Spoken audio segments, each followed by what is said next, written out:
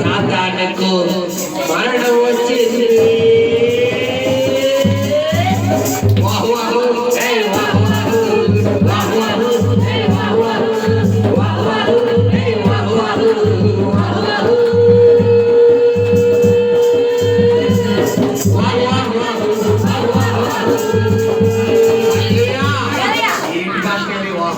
ఏంటంటే బల్లి బల్లే అంటే సాతాను గాడి సచ్చాడు, ఏసయ్య సత్తాడు, ఏసయ్యకి స్తోత్రం అని నువ్వు నాకు వాహవాహాలు అయి వద్దండి అని అంటే నీకు ఏసయ్య నీ కొరకు మరణించడం నీకు ఇష్టం లేదు అంటే ఇంకా సాతాను గాడి గుట్లోనే ఉందామనుకుంటావు అనమాట.